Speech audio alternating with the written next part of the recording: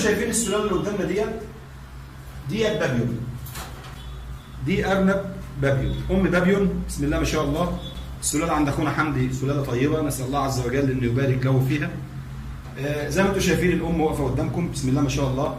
اول حاجه لما تيجي تجيب الارنب زي ما حضراتكم شايفين، احنا بنقول بقى للمربي الجديد تعالى ازاي تجيب السلاله النظيفه. اول حاجه في فحص نظري. الفحص النظري اول حاجه بتبص على رجل الارنب. خش لي كده بالكاميرا يا حاج حمدي.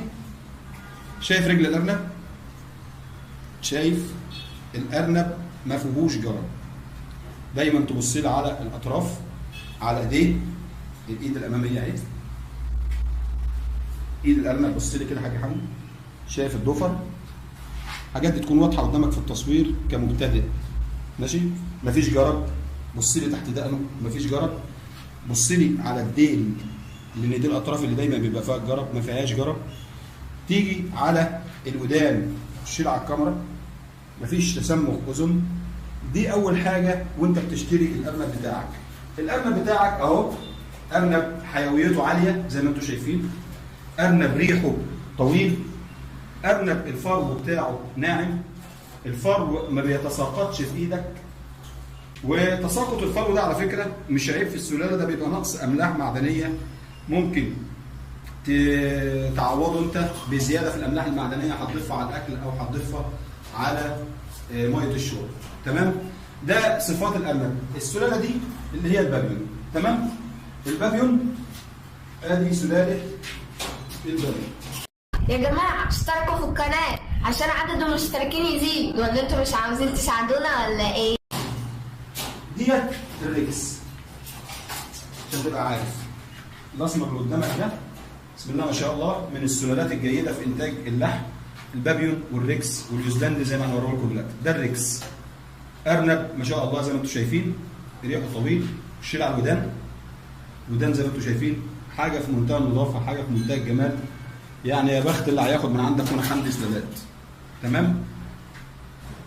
الارنب زي ما انتم شايفين ما يكونش الضفر بتاعه طويل. الضفر الطويل والعريض دليل على انه سنه كبير. خش كده على الضفر. طبعا مسكه الارنب يا جماعه عشان تبقوا عارفين، الارنب دايما بيتمسك بالطريقه ديت عشان تبقى انت ملكه. في ناس ترفعه من الودن بس، ده غلط. لما ترفعه من ودنه بس، تخيل هو وزنه 3 4 كيلو وانت معلقهم على لحمه الودن، فده غلط.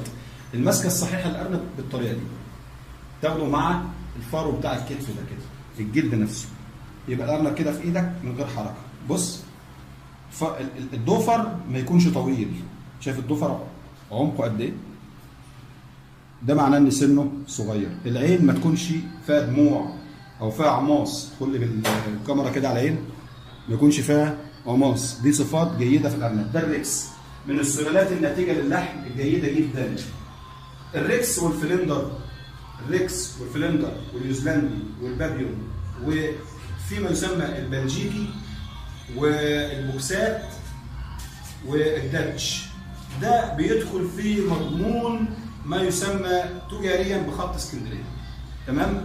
لكن لما نيجي نتكلم عن حاجه بيسموها بقى الدم العالي او سلالات التهجين، بسم الله ما شاء الله ارنب جيد جدا اهوت. ده اللي ايه؟ الريكس. تمام؟ ده البابيون. السلام عليكم ورحمة الله وبركاته.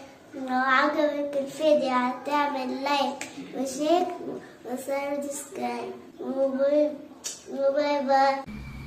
ده الفلندر. ده الفلندر. تمام؟ سلالة ممتازة جدا. سلالة ممتازة جدا من حيث، خد بالك ان كل اللي انا بتكلم معاك في الفيديو ده عنه الريكس، البابيون، فلندر، النيوزيلندي، في النتاج واحد. اولا الام بترمي ممكن لو الخصوبة انت معليها كويس ترمي معاك ل 14 ارنب في البطن.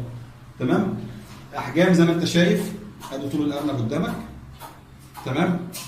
ده الفلندر. البطن لون شعر البطن فاتح، اللون الثاني رمادي، لون الظهر رمادي. ده الايه؟ الأرنب عالي. ده الفلندر. الأرنب عالي طويل. ارنب ما شاء الله ريحه طويل زي ما انت شايف. الارنب الفرنساوي يمتاز ان ودنه طويله، دماغه كبيره. طبعا الذكر بيبقى حجم الراس عنده اكبر من الانثى. ده بالنسبه للفلندر. عندنا احنا صورنا كده البابيون، الريكس، الفلندر، ماشي. عندنا النيوزيلندي، دي البوسكات.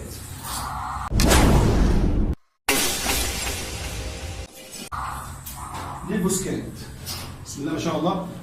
البوسكات دايما لون الودان اولا العين الحمراء دي مشتركه معاك في البوسكات وفي النيوزيلندي. هوريك النيوزيلندي دلوقتي، تمام. الودان بيبقى لونها اسود، واحيانا البوسكات بيبقى لون الرجل من هنا ومن هنا والايد والاطراف دول بيبقوا اسود، والديل كمان بيبقى اسود. دي اللون بتاعها مش اسود قوي، لكن احيانا بيبقى الديل والودان والرجلين اسود. ده بتعرف ان هي الايه؟ البوسكات. برضه من نفس السلالات الجيده الممتازه جدا في التربيه، تمام. كمان الانف بيبقى فيه سواد او لون مختلف عنه زي ما هو واضح قدامك، يا رب يكون واضح في الصوره، تمام. ده بالنسبه للايه؟ للبوسكات. ده من الانواع الجيده في تربيه الارنب، تمام.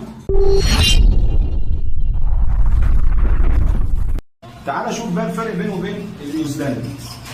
ادي النيوزيلندي عشان المربي الجديد يبقى عارف هو داخل على المشروع. شايف الودان؟ الودان هنا بيضه خالص، تمام. هنا الودان لونها اسود او بني في البوسكات. العين بتبقى حمراء واحيانا بتبقى احمر من كده كمان في النيوزيلندي. النيوزيلندي كله ابيض، كله ابيض، الديل ابيض، الارجل بيضه، الودان بيضه. اما في النيوزيلندي الانف في البوسكات الانف بيبقى لونه مختلف، اسود او بني.